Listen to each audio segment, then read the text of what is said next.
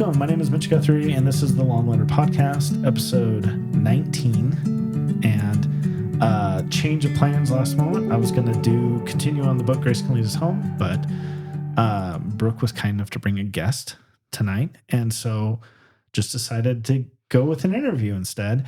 And so this is the rare interview with the friend that's on the microphone also. If that makes sense. Anyways, so my name is Mitch Guthrie, and I am here with Brooke Reeder, and Brooke brought her friend Samantha Davis. Did I get all that right? Yes. Did I get the episode correct? I said 19? I think so. I think you said 19. All right, we're on a roll, Hunter. Hi, Samantha. Welcome to the podcast. Thanks for having me. Your voice does sound really good in this, doesn't it? It's amazing. Charles has like a very like radio voice. Yes. I do not. I have to do a lot of editing and post, so I don't sound like a squirrel. Anyways, so yeah, for this episode, I just thought I'd talk with you, Samantha, about your story. I mean, there's like a million moving pieces, and we'll see what we have time to get to or what we can. But why don't you just like introduce like a little bit about yourself right now, like what you do and the work you do.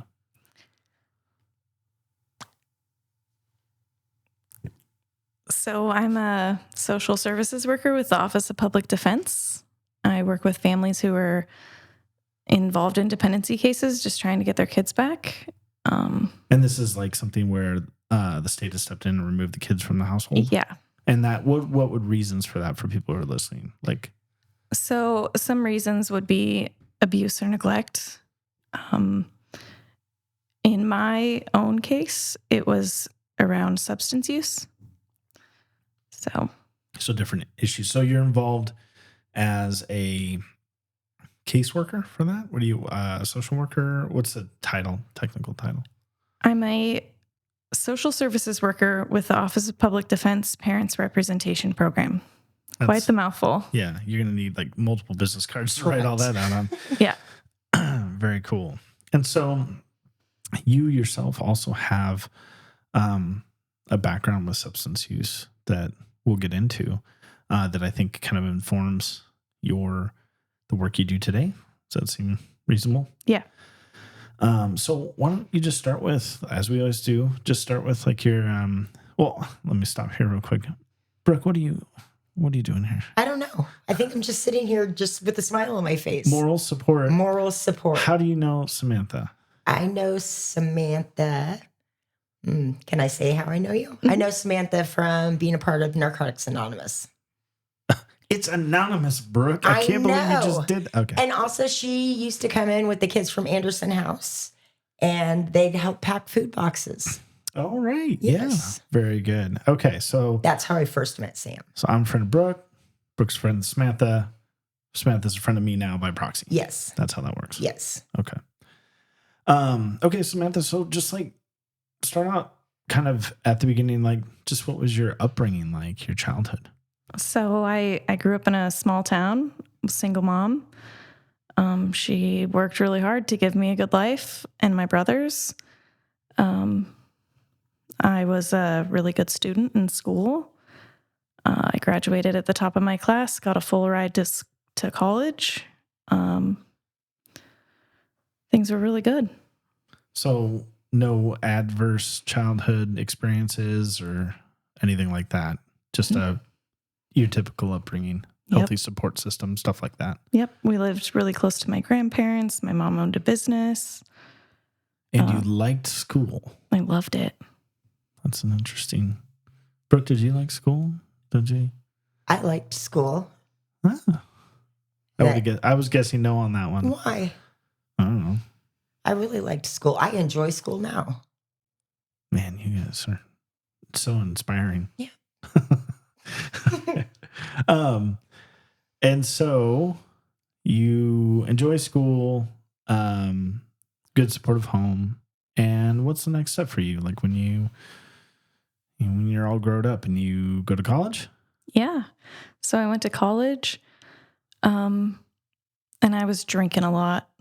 Did it just like start like right away, or did you just like what goes? There seems like a gap there between the good student, supportive home to I started drinking a lot? What kind of led to that experience? Nothing really. I just wanted to. Just college life? I was just wanting to fit in with my peer group, I suppose, and that's what they were doing. So I was just doing it too. And were you like, are you an all or nothing type person? Like 100%. Okay. Were they? I mean, no. Like they get into it. You go along to get along, right? Mm-hmm. But then you like school. You have to do better than them at it? Yeah. Is that okay? And how did that play out? How's that work? Well, it didn't. And I ended up dropping out of St. Martin's. I lost my scholarship. I lost my job. You went to a Catholic school. Yeah. And started drinking in a Catholic school. And then eventually had to drop out. This is very interesting. Yeah. It's not that, I mean, I know I don't know them, but I know of St. Martin's, and it's not like drinking is prohibited there or anything like that, as far as I know. It's a very good college. Yeah. Yeah. And so I had a lot going for me. So would you say you like fell into the wrong crowd, or was it just that freedom of being a kid out? Like, you're on your own now, or? Well, there was nothing wrong with the crowd. They were all good kids. We were all good kids. I just didn't know how to control it, I guess. Just went in with both feet and didn't come back for a long time. And would you have guessed at that point that it sounds like people say this, but we can have like addictive personalities sort of thing. Would you have guessed that would have been you? No. And I guess that's the threat of it, right? Is that we don't know until we know. Yeah. I mean, I didn't really know I was an addict until about 5 years ago. Like, interesting. In the midst of it, I'm like, I don't have a problem. I'm fine if I drink this beer at 9 o'clock in the morning. Nobody's going to know. Right. And, when I'm thrown up at 4 o'clock in the afternoon and then I have to do a line of meth, right? Like, I don't have a problem. Once again, we have jumped the story here. So alcohol is kind of the main thing, right? It was. Story. Okay. Yeah. Meth, where does that come into play? So was that before or after you dropped out of high school? Was that? No, I didn't drop out of high school. I dropped out. High school, sorry, college. Yeah. So the drinking was just a thing for years. And then I just tried meth one time because I was really drunk and I didn't want to be drunk anymore. So I tried meth, and then all of a sudden I was doing meth for years. Every day. And that's how quick it happens. Yeah. I mean, and small favors, but thankfully to learn that at a time when there isn't fentanyl and everything, who could have come out completely different outcome there. And so did you have, so what was your support system like? I mean, I have to imagine that family, friends maybe see this behavior and getting concerned. Was there any conversations about that? Like, you said you didn't realize until like later that you were an addict. Like, what's the vibe? I think at first, nobody really wanted to even think that way of me, right? I did a really good job of hiding it for a long time. And then one day I just couldn't hide it anymore. So there were some conversations. And was this all around the time of like starting to see grades suffer, or you're dropping out, or was this after that? Like, it was just like, well, I just dropped out, right? And that's kind of raised some flags of like, wait a minute, what happened, right? Gotcha. Yeah. And then I had a baby not long after I dropped out. I got pregnant. I did have some family members step in before I got pregnant. I actually like went to live with one of my aunts who was sober, and I was like, I really got to just change my life. And she introduced me to NA when I was 19, and I came back and I got in a relationship and I had a baby, and everything was really wonderful. So wait, is this the first baby, second baby? Okay, first one. Okay. He turned 16 today. Oh. Yeah. Happy birthday. Yeah. So I came back and I was kind of just tiptoeing in it again a little bit after he was born. Again, like nobody really knew. So like you have, I mean, from what I'm hearing, you don't necessarily have like a tiptoeing response to this, but it sounds like you are good at hiding it or maintaining a facade or something like that. Yeah. So people didn't know. So did your aunt know? Yeah, she knew because I went to her for help and I was like, I don't want to use drugs, right? So she's been a really big support for me through it all. Yeah. But yeah, for years, people just didn't know really how bad it was. And what are you thinking? Like, what's your self-image? Well, like, what do you think? Like, obviously this is new and different and you are jumping into the deep end sort of thing. Like, did you view yourself a certain way?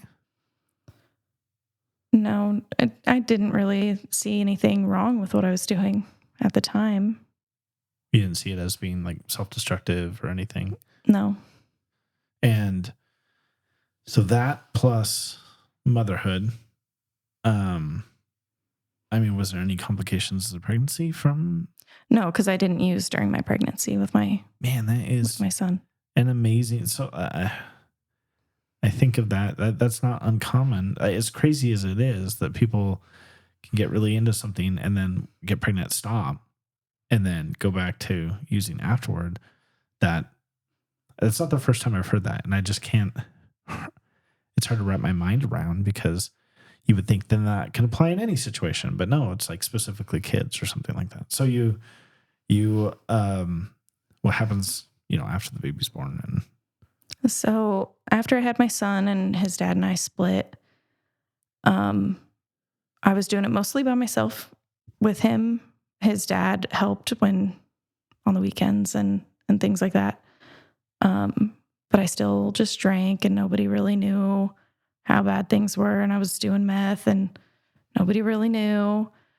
And then I got pregnant with my second child and I never went to the doctor. I used every single day. And then CPS got involved. And then the whole top came off. Everybody knew everything. Interesting. So this is the point where what used to be manageable is no longer manageable. Yeah. How did CPS, was it testing in the hospital or something, or did somebody just tip them off, or they were involved over something else and then discovered that I was pregnant because they were like investigating some stuff with my son. Okay. And so it sounds like to some degree you think you're covering it pretty well, but there's probably signs and symptoms and things that people are aware of that if CPS is involved in some investigation point of this, right? So yeah. Okay. And so you get your kids taken away? So I had my second child in February and they asked me to do some voluntary services through the department. CPS asked me to do some things and I was like, okay, I'll do them. And then I went home and didn't do anything. And then they removed my children in June from me. I still didn't do anything that they wanted me to do. And like, what were you thinking during this time? I mean, this kind of reminds me of the time going back to your aunt being like, I just need to go, or whatever. Like you had shared a little bit of that. Mm-hmm. Is that kind of your mindset, or what's your mindset at this point? When they took my kids away, I thought if I just yell loud enough, they'll give them back. They're to blame, not me. I'm not the problem. Look at my pretty little house and my pretty little things. And look, every time I go to a visit, I put a pretty bow on her hair, I'm still a good mom, but I could not quit using drugs. That was the core of the problem. And obviously they knew that. Yeah. And I had a really supportive partner and he just stood at my door like a guard dog and would not let anybody in. And I was able to quit using and I fought fiercely and I got my kids back eventually. It took a long time. I had another baby during that. I mean, it took me a long time. So this is a long time going on and your partner's helping you navigate this. Did you ever think of doing a program or going through? Well, I joined Family Recovery Court during that first case, and that's when the game really changed for me, because I had what's Family Recovery Court for people who don't know, like me? So it's a therapeutic court program that families can join. You have to have a substance use disorder, and then you get a team of people around you. You get your social worker, your attorney, your guardian ad litem, the judge. Weekly contact with your team can make all the difference, and they wrap around you, and they just help you. And so when I joined that program, it changed my life. But the crux of that program is you have to recognize that you need that help. Yeah. Yeah. So this is like the maybe not the first awareness that you had a problem, but this is the first maybe time you've admitted it publicly, or that you were like ready to make that step and be like, okay, I do have a problem. Right. Even though you thought you were managing it pretty well. Yeah. So the partner that helped you, like, fought to get you clean, like how I guess it's good that you got into this court. What's it called again? Family Recovery Court. Family Recovery Court. But that's not, I mean, that's crazy. That's crazy to hear, but it's also kind of dangerous, right? Like, did you have any concern of danger or whatever, or was it just trying to get clean? Just like, I just needed to get clean. And that they were able to do as much as they could to help you with that. So you finally get this team of people to help you navigate that. What did that look like? So, I had to UA frequently. I had to attend sober support meetings. I had to go to treatment. And at the time, was this still primarily like alcohol and meth? At this point, there was no alcohol. Okay. It was only meth. Okay. So like you didn't continue the two things. You kind of graduated from one to the other, and then that was your thing going forward. Okay. So, because, the UA is testing for meth and stuff. And so you have all this court-ordered sort of process you got to go through, plus a team that's working with you. Mm-hmm. And what was how many kids are we at now? By the time I graduated that program, I had 3 kids. 3 kids. Okay. So you're juggling all of this stuff in an effort to kind of get your kids back, as well as continuing having kids. Like, so 3 kids at this point. And what was that process like for you? So I maintained sobriety for like a while after that case closed.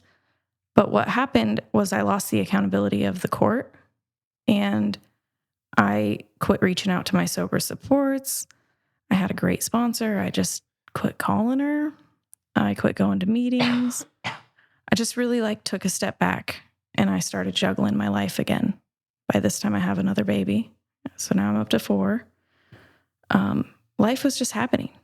And then I used again and jumped right off the cliff. And so you, I don't know if that's the right term, but you made it through the court-ordered program, right? That's the way I understand it. Now, I know from Brooke and Troy and others that there's this community after that is very important to get tied into. That's very important to them. And Brooke, you've talked about your experience of how important it was that people were around you that cared for you, cared about what was going on. So you I keep wanting to say graduate because I keep thinking of it as like drug court, but it's not a drug court thing. you actually do go to graduation. Okay, Yeah. Good. It's like drug court. Okay. So very similar experience. So you kind of graduate, but then just on your own, you kind of fail to maintain the community support system there. Right. And was that because you're thinking, I'm good now, I'm all better? Or was it just didn't think about it, over time you eventually just kind of lose connection? No, I don't think I ever really wanted it. I did it because I had to get where I needed to be. But I don't think I ever really wanted it then. And that's probably why I used again. So you doing what you need to do to get your kids back, basically. Anything. Yeah. And then after that, well, that was accomplished, and now I can move on to whatever. Yeah. Okay. But then we fall back into old behavior, right? And I have a 5th baby, and I don't go to the doctor. Do we skip the baby? Hold on. I already said okay, man right, 4. Sorry. Apologies for Yeah. So by the time I have my 5th one, though, I'm using again. And I don't go to the doctor. I actually don't really share that I'm pregnant with very many people because there's a lot of shame that comes with that. Mm-hmm. And they removed her from the hospital. So they were testing. They knew that probably after the baby was born, they recognized that she had stuff in her system. That her mom had never been to the doctor. That raises a red flag right there. Right. Yeah. So they tested me, and when I had her, I hadn't used in like 5 days, and we still tested positive. So I wonder how long that stays in the system. Something I should probably look up. But yeah, I mean, very similar. I mean, I've had other interviews on the same exact same situation of using while pregnant and the hospital stepping in and this process. So what's your mindset now? Because you know that you've been through the CPS program. It sounds like you did it out of like, this is my goal, I'm going to do this, but it wasn't like, you're doing the right thing for the wrong reasons. Mm-hmm. I mean, it's not wrong to get your family back, but versus the right thing for the right reasons, like that you want to live a clean life, you want to do better, you want to do better for your kids. Like, what was your mindset now that you've got kid taken away and you're still in the throes of addiction, I'm assuming? Well, that day in the hospital that I had her, this light bulb moment just happened. And I was like, I don't ever want to use drugs again, ever. It wasn't like, I don't want to use them today. I don't want to use them. I never wanted to use drugs again. And I had never felt like that ever before. And was it like a more like recognizing the danger of it? Or was it this just isn't worth it and I don't want to do it anymore? Yeah, it was, my life is worth something. It's valuable to, at least at this moment, that moment that I had her and came to that realization that even if my life didn't matter to me, it mattered to 5 other little people who just needed their mommy to not be on drugs. And that was enough for me to say, I don't want to be that anymore for them. And so you, I mean, there's a million different questions you can ask from here. And was this, were you serious? Was it like, did it stick around, I guess? You know how sometimes you have a light bulb moment? You're like, when this is going to be so stupid, but I'm going to use this as an analogy. Like sometimes when you get sick, right? You really get sick and you're like, man, if I ever feel better, I'm going to live differently, right? I'm going to, whatever. I'm going to eat better. Like a head cold or something stupid. Yeah, I'm going to take care of myself. And then it goes away and you're like, screw it. I want to have a bag of Cheetos and sit on the couch. Yeah. Did you have any of that? Or was it like, because other people have the complete different experience, which is, I'm done and I'm serious about this. Like they find a very deep well of seriousness, I guess, about it. Or well, next month I will have 5 years and I have never, ever thought about it again. I said, I don't ever want to do that. And I've not thought about doing it ever again. Awesome. So it was, you definitely had like a sort of come to the light moment about this, but you're not, I'm guessing this is the beginning of your steps. Yeah. This is where the real story happens, right? Because I wanted it this time. So they removed all my kids and they put them in foster care again. And I worked my butt off. I did every single thing before they even asked me to do it. I was engaged in treatment. I joined Family Recovery Court again. I was UAing 4 or 5 times a week. I mean, I was like busting it, right? Unlike the first time you went through the program where you were doing bare minimum or just whatever you have to do to get through it or whatever. Like there was, you're actually like, this is school all over for you again, Yeah. where you like, I I went like all it. I in. want to do well. I went all in, and I went in with a positive attitude and the willingness to change. And they were back with me in 4 months. Wow. That, I mean, That never happens. Yeah, that's what I was going to say. Like, that seems extremely fast for the system that we're talking about. Friends and family, what was their response? What was their, I mean, at this point, you would have had to probably have some that had some great concerns for you. And now this turnaround, like, was there a, getting back into that community of support or family stepping up or things like that? My family was really supportive. I mean, we had done it before. They watched me get my kids back before. They had absolutely no doubt that I was going to do it again, but this time I was going to do it correctly, right? And so there was a lot of encouragement on the sidelines of like, go get them. You can do it, that kind of,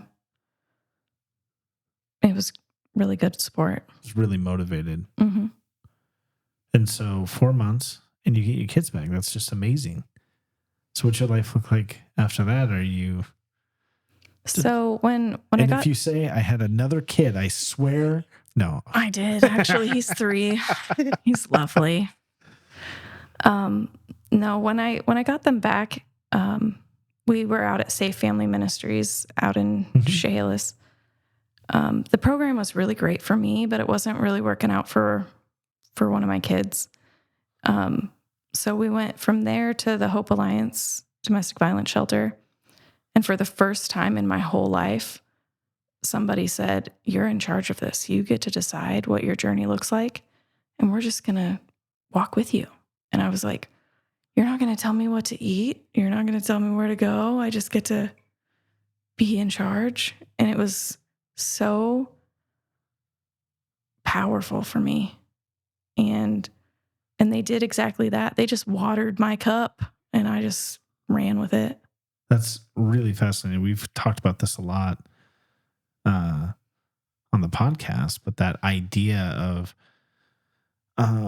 participating in your own care, not just like doing what you're told, but getting to make decisions in what you do, where you go, like how this, and people struggle with that because they're like, well, they can't be trusted with these decisions because they've already screwed up their life so much or whatever. But the truth is, the thing that sticks is the thing that somebody's had some involvement in, you know, and it does come with that. I decided I wanted to do this. I mean, Brooke, you have the same thing. Absolutely. There's that sort of, there's a lostness that's there until you decide you're done, you know, and, you know, Brooke, we talked about this during your interview, you were, you know, coming into the clothing bank and stuff. And you'd say every day it would be 53 days. Yeah, everybody clap, you know. And my wife volunteered at the clothing bank at the time. And one day you walked in and she was like, how many days is it? Because it used to be like a little chant, right? Yeah. And you're like 3. Yeah.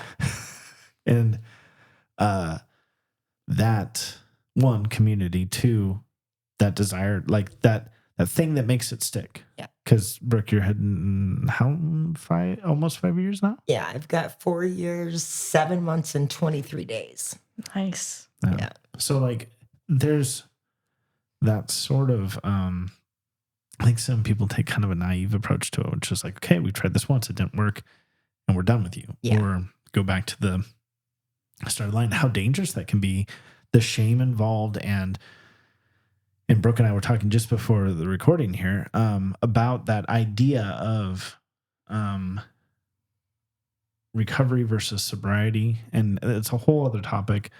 But the idea is you can lose your sobriety, but recovery is an ongoing process. And it's not the difference is in failure, right? So like if you fail at sobriety, some people would be like, I was sober for 2 years, and then they mess up. That 2 years is gone. You know, there's like a lot of shame and a lot of like pain in that, which is part of that's natural, part of that's put on them by people, right? Or by themselves. But then if you look at it more like recovery, where, okay, I screwed up, but I've been in recovery for 2 years and 1 day, you know? it's not. I think it kind of it takes the edge off of some of that shame that contributes to a cycle of wanting to continue to do drugs or whatever the thing is. So that's, yeah, Brooke, I don't know if, does that sound? Yeah. But also for me, when like, I don't even know if I can share this, but like in the NA program, sobriety, like focuses on alcohol and recovery it includes everything. And it's, I don't know, like any mind altering substance to me is when you're in recovery, like you stay away from it all. And sobriety to me is just labeled as one thing. I know for me, I wasn't a really picky addict. I could drink a beer. I could do a line of meth. I could stick a rig in my arm. I could do whatever, but when it comes down to it, recovery is a community-based thing, and it's not an alone program. And I think that's what it comes down to for most of us, like the need to be part of, because I know that's what helped me tremendously, is not feeling like I was all alone in this. And recovery for me gives me that. I feel like I'm part of community, and I have a community that understands exactly where I've been. Yeah. And it's the recognition that there's at least in the beginning and maybe later, there's going to be fits and starts. There's going to be missteps. That's not the end. I think the recovery mindset says that's not the end. I don't have to go back to the beginning of the line. It's okay. Keep moving forward. The saying better is better. Progress, not perfection. I mean, there's like a million little sayings that that they have. And I think that's what you're talking about. So that sort of unction to, okay, this is like, I'm taking this seriously now, and whatever that comes from. I mean, a lot of people I talk to that light bulb moment you talk about, that's very similar phrasing or whatever from so many others. It's just at some point they go, I'm done with this. And I think one thing I've learned through these interviews is that no amount of like pain or beating on somebody is going to make that light bulb come on.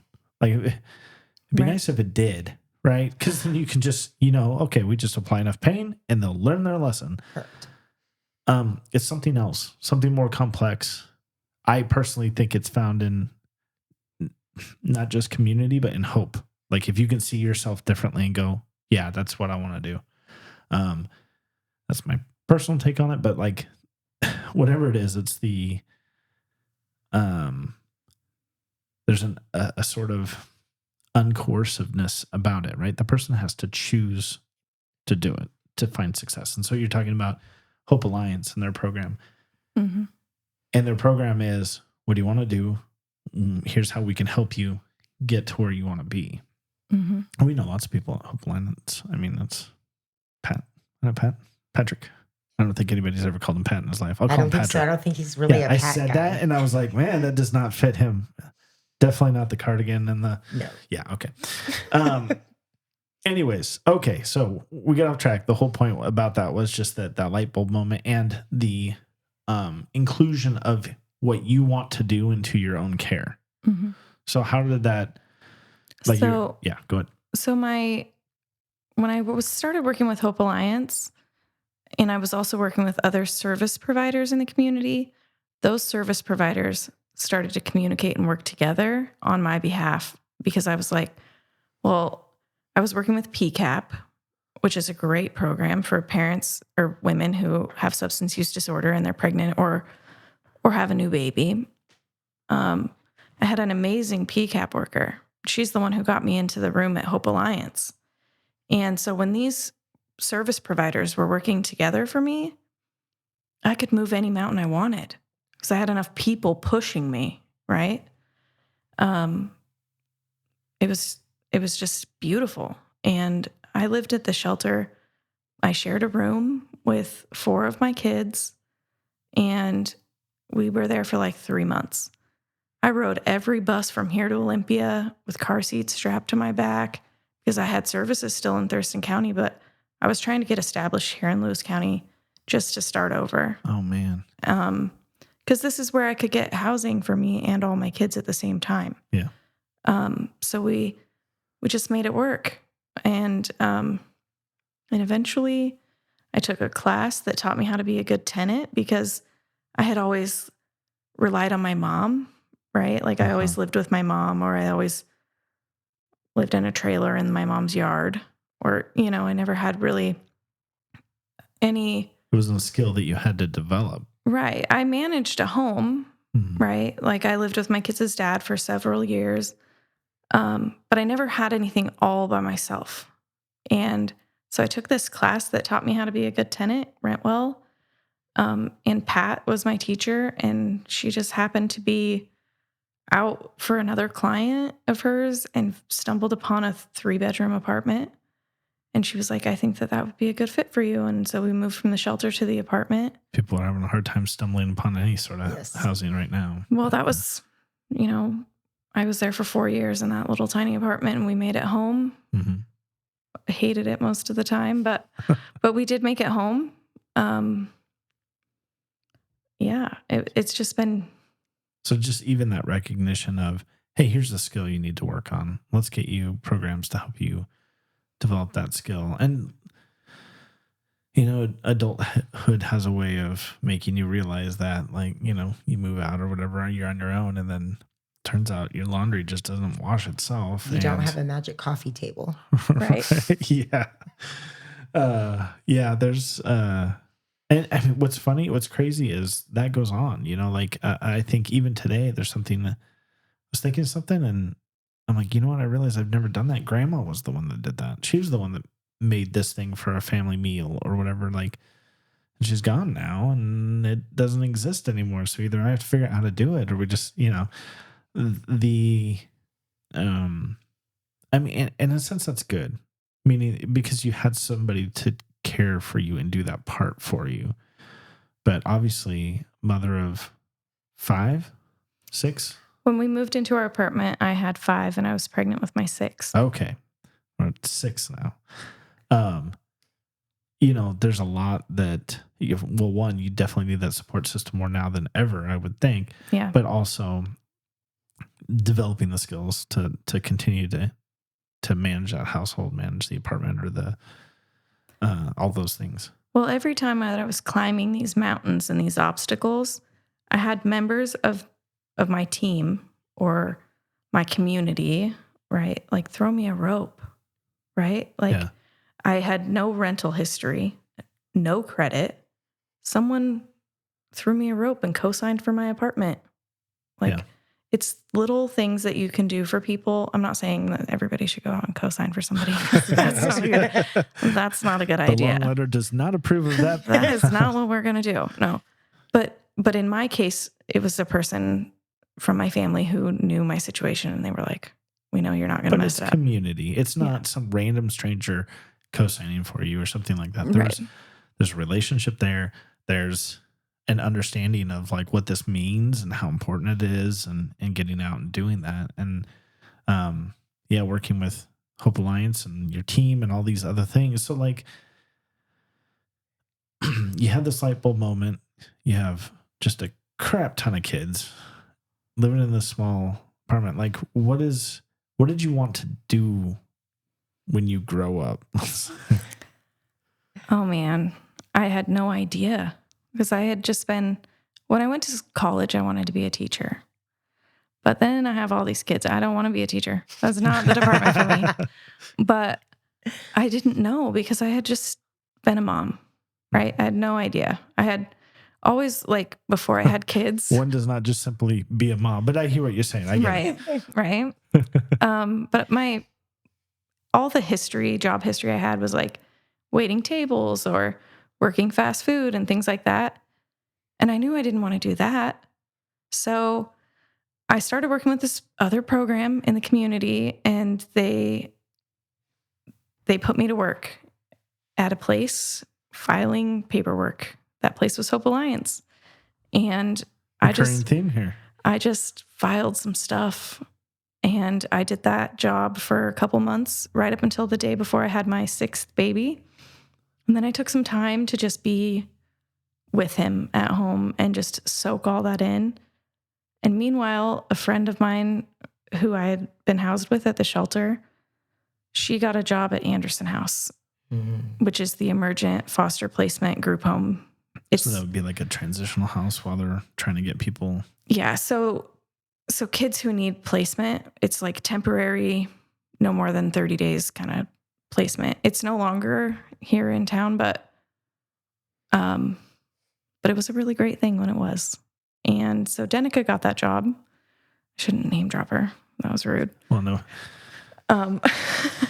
Anyways, she won't mind. And so I said, I really want to work there. I want to use all of this hard stuff to do something good.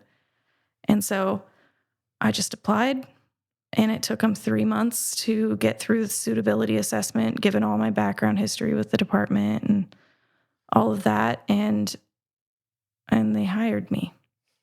Well, I think it's great. It would be a shame if your background excluded you from that, given that kind of background could be helpful in the work that you're doing and helping others and that. So I would hope so, but things don't always work out like that. A lot of times it excludes you from the jobs that you'd be perfect for because they don't want to work with a felon or an addict, or which are the perfect people to work in some lines of some field of work.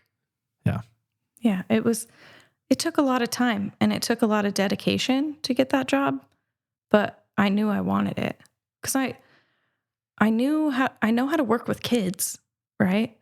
I hope so. And I know how to work with the department, and I kind of know how to use a computer. Not really great, but like I could do the things, right?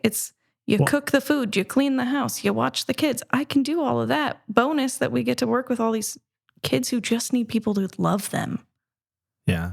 And your experience kind of lights that way forward for you.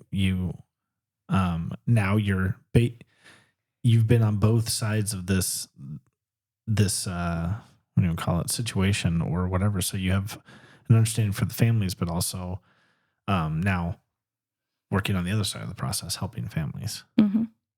And so where do you go next? Like, what's this look like? Once I started working with those kids who are also so easy to love, they are so easy to love. They're just kids who just need people to care, right? Like, I care that you're cold right now. Do you want a blanket? Like, they just get shuffled around, and they come in there so broken, right? And they're coming from other placements. They're coming difficult situations, right? It's hard. But your experience is that what they want, what they respond to is care. Right. So I did that job for a while, did some really cool stuff there. Like, I became activities coordinator, so I got to get the kids out in the community and take trips and show the community what this place is really doing for these kids. That's how we got to go to the Gather and fill boxes. That was our first time at the Gather. We filled like 120 boxes in a couple hours. Yeah, we're way beyond that now. It was just watching these kids, like, they were just moving it, and they just wanted to be a part of. It's one of the few like assembly line jobs that are out there today. But yeah, you get in there, and usually, I think probably at the time that you were doing this, Tris was probably managing it or something. Mm-hmm. It was right at the beginning. Yeah. Okay. So you've got it's a sort of like managed chaos, and everybody has their prescribed, like, here's your part of this thing, and goes from one thing to the next, to the next, to the next, and those boxes go out. And we've had, Boy Scout troops, we've had special needs like students come, we've had like all sorts of stuff. The people that have packed boxes for our community, I think it's amazing. I still think it's amazing, even though it's very its existence is a struggle in terms of there's just a lot of need out there, especially now that I think recently there's some of the funding is drained up for things, so people are even more hard up for or suffering from more food insecurity than they had been before. But it was an absolute beautiful thing to watch the kids pack the boxes. Like, you could tell that they were putting everything that they had into it, and like they felt accomplished. Yeah. And they were excited to be there. And it was amazing every week that they were able to come in. That's cool. And it's important work. Yeah. I mean, we've all had jobs where we're like, nobody even cares if I do this. Yeah. Those kids cared, though, because so many of them have been on the other end of it, where their parents or their caregiver had to go to the food bank, but they had never seen what the inside really looks like. Yeah. And to be a part of that really brought it full circle for a lot of them, and they felt great about doing it. That's very cool. Yeah, it's a program that I've fondly seen how people and volunteers, and really, I mean, so much of this just doesn't happen without volunteers at the end of the day. But just the attitudes people brought into it, the excitement and the purpose, and it's been that's very cool. So you're interacting with these kids. How you have all of these kids, your work kids, and then you have your kids. I had about 150 work kids that I loved just as much as my kids. And was that just for like our area, for like Lewis County, or was it for? So for this region, yeah. That is so many kids. I mean, in one sense, I'm thankful that they had somebody that cared and whatever, but I just can't help but it breaks my heart a little bit to know that there's 150 kids out there that are displaced from their homes for various reasons.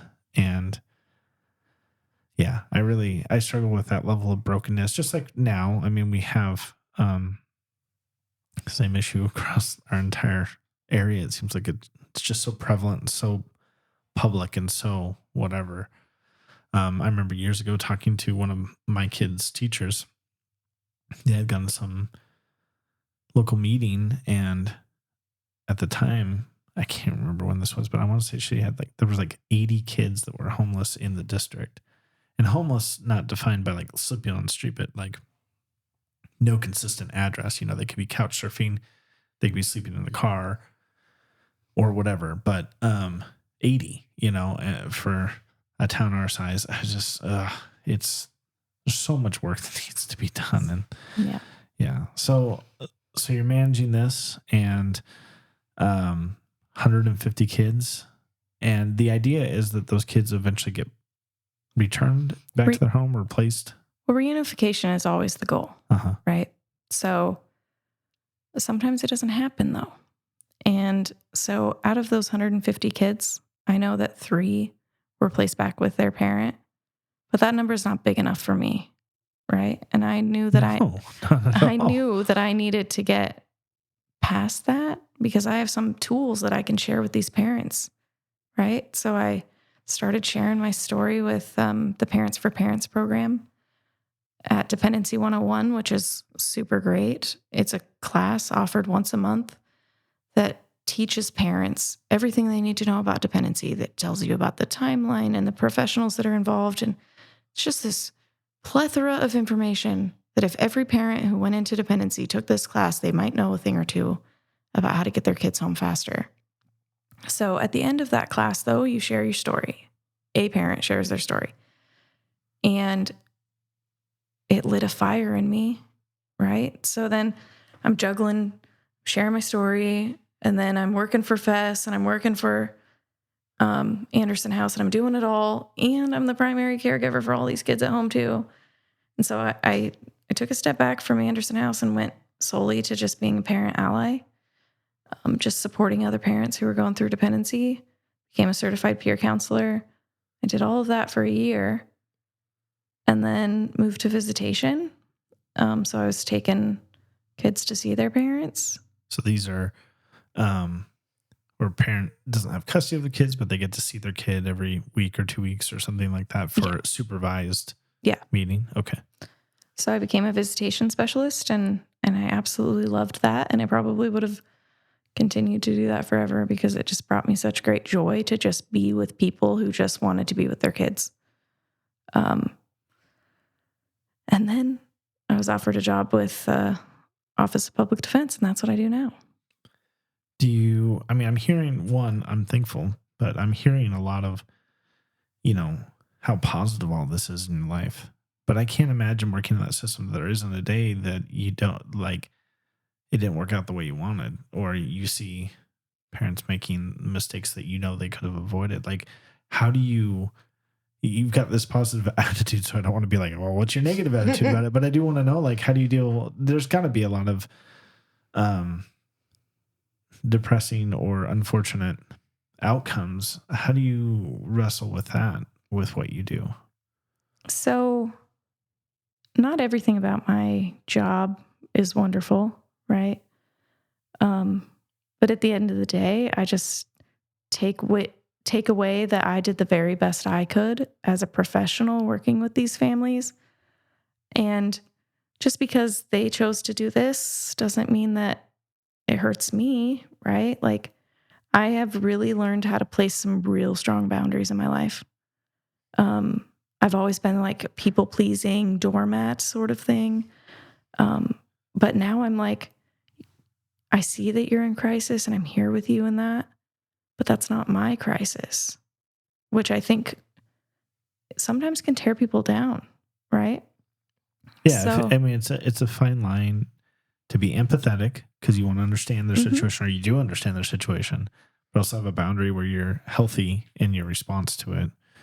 And that's a struggle, I think, in many different fields, including this one. So yeah. Do you feel that your experience and your background, do you get to lean on that a lot when you're working with families? Yeah. When I'm working with families, the first thing that I want to do is treat them like somebody should have treated me, or that somebody did treat me, right? Like, I had a wonderful team of people around me. And so I just treat people like that, right? I want to respect them. I want to honor them. You're not your bad decisions. You're outside of your CPS case. You're this whole person over here, and that's worth celebrating. Let's go get coffee for no reason and not talk about this awful big white elephant in the room, and let's just be people over here. And that was so empowering for me to have people that just wanted to drink coffee with me. Yeah. And Brooke, you've probably seen a similar experience of that empathy in play, of how we treat people. Even, like, I don't work here at the clinic or anything, but your experience at the clinic, like how you treat people who come Absolutely. It's super hard. It took me a long time to be able to set those firm boundaries, but like, they want you to set boundaries and not to get that personal connection, but you can't work in a field like we work in and not get a personal connection. If you don't get a personal connection, you're in the wrong line of work. Yeah. Secondary trauma is a real thing. And you, depending on the relationship, if you knew like your client and stuff outside and then they became a client, it's hard sometimes to definitely put those boundaries in place. But I think that's what makes us be better at our jobs, is having that side of us to where we've lived it and we can experience it with them, and they know that there's another side to it. Well, and when you were on the other side of that, how the way you were treated in certain instances that you did not like, Absolutely. that weren't life-giving, No. that you don't do now because you've been there. You're Correct. like, I'm not going to treat you the way that I was treated when I was at my lowest. Yeah. A smile can save someone's life, literally. And that's what it comes down to. And you experience that in your work. Yeah. So this new venture, it's the Office of Public Defenders? No, Office of Public Defense Parents Representation Program. Yeah. Could you just get some shorter titles for all the things? OPD, PRP, SSW. That's me. That's not even shorter. Right? I had 3/4 of the alphabet in there. I know. LMNOP. No, I just absolutely love what I do in this community. And if I wasn't doing it in this this role that I'm doing, I would still be a part of. Before I was doing this, I was still active in the community, still, just being who I am, honoring people, celebrating people, lifting people up where I can.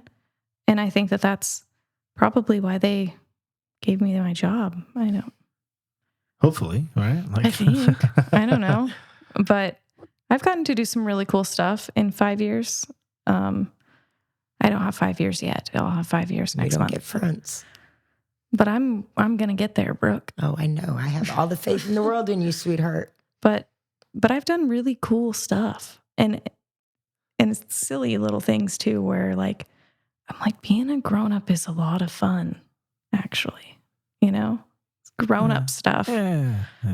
I think it's overrated, but that's just my aspect. When I was a kid, I thought it'd be cool. And as an adult, I was like, can I go back to being a kid? Right. But no. But when you're an adult and you've never really done that cool stuff, like I have a nice car and I have a good job and I live in a pretty house and I do things like volunteer for my kids' field trips and I get renter's insurance. Life. I mean, I'm literally living my best life. I don't know if anybody has renter's insurance on their top 10 things, but that's cool. That's so cool. I've never done that. I'm She almost just 40. moved into her first house.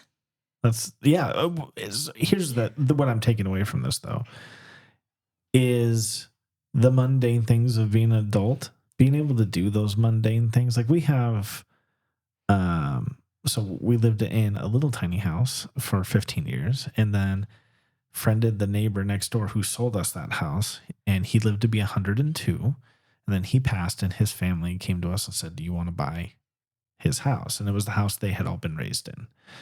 And so we moved 30 feet next door. Wow. And one of the things we gained was a porch, like an actual, like we had a little porch on our old house, but this one goes all the way across the front. And there's enough depth to it that you can have chairs on the porch and like a table, right? Which like, it's not a big deal. It's not anything, but the experience of having it. So sometimes my wife and I will have our coffee or tea or whatever, and we'll sit out on our front porch and we'll see our neighbors and then go by. And it's mundane and it's nothing amazing. And we have to let's say that we bought a house, but the work is endless. We've just got all the stuff we need to do to this old house, updates and whatever. But sometimes when we're just sitting on the front porch, it's like, this is nice. Like it's being present in the moment, and that porch somehow lets you be present in the moment. And I feel the same way sometimes when we started out, we were young and we had no money, and sometimes I struggled to pay the bills, or sometimes I would rotate bills. So I'll pay them this month. And, you go through this whole, you learn the system so you don't get your power turned off. Yep. Or you do get your power turned off and you have to go get it turned back on. Now that's not a threat for us. But when I still pay the utility bill, I was like, I don't even have to worry about that. I just paid it. Which is money and that sucks. But at the same time, that's adulting, and there's a type of like safety in that, if that makes sense. Right. So. It does make sense. This new job of mine is really wonderful. But there's safety in it, right? There's when I moved to my apartment from the shelter, I had about 15 black garbage bags of clothes. That was it. Everything else was given to me by community, by family, just people who cared enough to put like a couch in my house. And we were there for 4 years, and we have just built. And I did all of that. And then we moved from our low income apartment. And now I have a 5-bedroom house with grass and a porch. And it's like, I have a kitchen with a 9.5-foot counter where all my kids can sit. Okay, now you're just bragging. Listen, it's wonderful, but like I did that. How cool is that? Yeah. And the old broken version of myself, I'll visit her sometimes, but I don't have to carry her with me every day anymore. Yeah. And I get her and you thing, but they're also still you, right? Right. Like, and so you get to draw on that when you're working with people who are going through something similar. You have a background that develops empathy and care for the people that you're working with, as well as, you know, those boundaries come into play because you know that as well. So it's, no, it's great to hear such a story that's so centered on working in the system that helped you so much. And I know that, like, on the podcast, we've addressed a lot of different systems. You know, Nate's here talking about the work that he does with Subra. And one of the complaints is just how broken so many of our systems are. And I don't think anybody would disagree with that. Things just don't always function great. So I do think it's important to highlight the success stories, to see this does work sometimes. These things happen. We get good outcomes. We can get good outcomes if people care about what they're doing, and the system's actually working as intended. I guess that's the important thing. Yeah. And so, like, what do you want to be when you grow up? You just gonna keep doing this? And Well, I don't think I'm ready to settle yet. I thought for a minute that, like, oh, this is good enough. But, like, if I've done this in 4 years and some change, can you imagine what 4 more years is going to look like? That's going to be powerful. And my kids are just thriving, and they have a good mom. And if at the end of it all, if I'm just a good mom, that was good enough. But all this other stuff is a great bonus. It's nice to be able to like what you do. And like I said, I'm sure there are days that that's not as much fun, but that passion and that experience that nobody else can just get, right? Like, not that I wouldn't wish addiction on somebody or alcoholism or whatever, right? But that's a part of who you were, and that informs who you are today, and that informs the work you do working with people who are struggling in that, and has a very pay it forward sort of thing. And like we talked about, you can't make that light go on for others. I mean, if we could, man, our jobs would be so much easier. But we can create the community, the environment that can hopefully maybe put some power to that light. It's not in our control, but things we can control, the community that this person's in and whatever, I do think does make a difference. And like you said, those kids, 150 kids, I mean, breaks my heart still, but I'm thankful that in their life and in your work in their life, somebody cared for them for a little bit. Somebody did something for them, even if it's something like a blanket. These are all ways that we're just continually trying to give humanity to others. And something I think sorely needed community-wise, just all over. Like, everybody's getting really good at denying humanity in others, and it's a welcome sight to see giving humanity back, sharing humanity, community, and so on. So, well, Samantha, thank you for this unexpected interview. Sometimes I'm a firm believer in just looking at the situation, figuring out what needs to be done differently. And, I had a different plan. We're going to go through the book, Grace Can Lead Us Home, and what we've been doing. But then sometimes an opportunity just presents itself, and let's just do something different. And so I appreciate you sharing your story, and I appreciate you just kind of expressing like your outlook, that whole, 4 years and some change. What's the next 4 years? Like, that's a inspiring attitude to have. Sometimes, I think we can get, it took so much to get here or whatever. And then we settle, or we just think this is where we're at, that idea that, well, I got this far, how much farther can I go, or what more can I do, or what opens new doors? And it's a very adventurous view on life, or a very open door sort of look to things. I think it's also important to know that we all can walk up the same mountain, and your plateau and my plateau don't have to be the same one.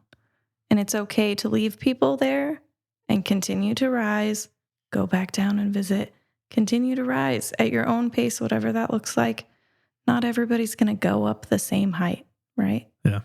And we don't have to leave them in the dust and all of that. Like, I just, we don't have to settle either. Yeah, I think there's it's not what you're doing, it's how you're doing it. When I was in high school, I befriended a janitor who was just the sweetest guy I can think of, and eventually learned that he was a pastor, and he's a pastor from out of the country, and so this was the job that he did when he was in the States.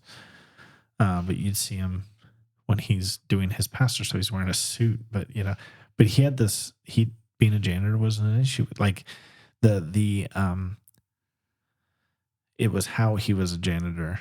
It wasn't that he was a janitor. Yeah. I don't know if that makes sense. Yep, it makes sense. And I think that's something that I've always kind of taken with me, which is just this idea that, like, we all have these different stations. We all have these different talents and abilities. It's not, how far we can go with them or this hustle culture so much as what are we doing with what we have? And that applies to the janitor, and that applies to the CEO, and that applies to everybody in between, And so, well, what a great mindset. And thank you for impromptu sharing of your story. And Brooke, thank you for, dragging her in here against her will. Absolutely. This woman's a rock star. Yeah, that's great. So, Samantha, thank you. Brooke, thank you for being here. And, I appreciate the work you do. I'm really excited to hear about Hope Alliance. I was like, these things you mentioned, these are all people that work. I mean, these services that you talked about, this group of people that are all providing these services and they try to work together. Oh man, that's good when it works. I love it. It encourages me, and it gives me hope that Hope Alliance, interesting. It gives me hope that, that there are these really serious big issues going on in our community, but like it's these sort of consistent people that show up to do the work every day in some small way, and the work you're doing, and the work Hope Alliance is doing, and the work that the shelter that you were at was doing, and was it Safe Family Ministries? I mean, so many millions of things that we're just doing a small part in your life to get you to where you are today, that they just consistently do. A reminder for us to continually do those small things in a little way that we can, and kind of rehumanize the situation if we can. So, all right. Well, that is it for the long letter, and we'll catch you next time.